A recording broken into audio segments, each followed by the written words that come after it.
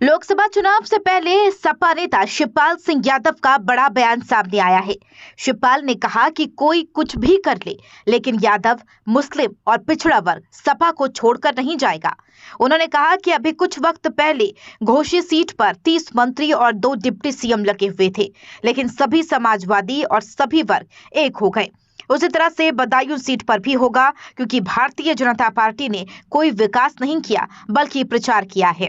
भाजपा पर हमलावर होते हुए शिवपाल ने कहा कि महंगाई, भ्रष्टाचार और नौजवानों को रोजगार का वादा किया था, लेकिन नौकरी नहीं मिली।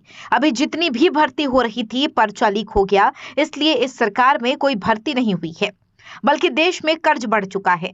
यहाँ पर किसान, नौजवान और अल्पसंख्यक महंगाई और भ्रष्टाचार से बहुत ज्यादा परेशान हैं। बदायूं से धर्मेंद्र यादव का टिकट काटे जाने वाले सवाल पर शिवपाल यादव ने कहा, यह कोई न कोई रणनीति का हिस्सा होता है। इसका फैसला हमारा राष्ट्रीय नेतृत्व करता है, तो यह भी कोई न कोई रणनीति का हिस्सा है, लेकिन टिकट कटा नहीं है।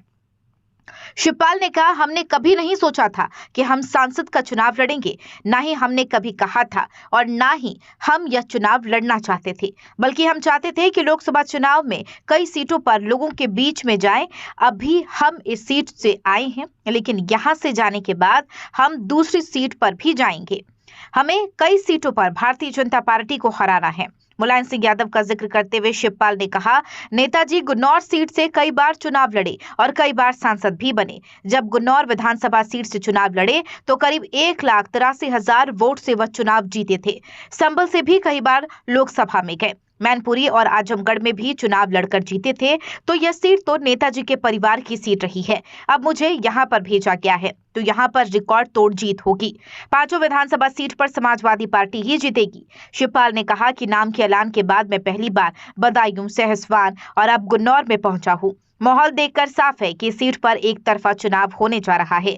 चुनाव में गड़बड़ी करने में भाजपा के लोग कामयाब हो जाते थे, इसलिए ही पार्टी ने सोच समझकर हमें यहाँ पर भेजा है और उत्तर प्रदेश की दूसरी सीटों पर भी इसी तरह से प्रत्याशियों को खड़ा किया जा रहा है। साथ ही उन्होंने कहा, अब लोगों के लिए जरूरी हो गया है कि उत्तर प्रदेश से बीजेपी को हराना है। इसके बाद दिल्ली में भाजपा सरकार नहीं बनेगी।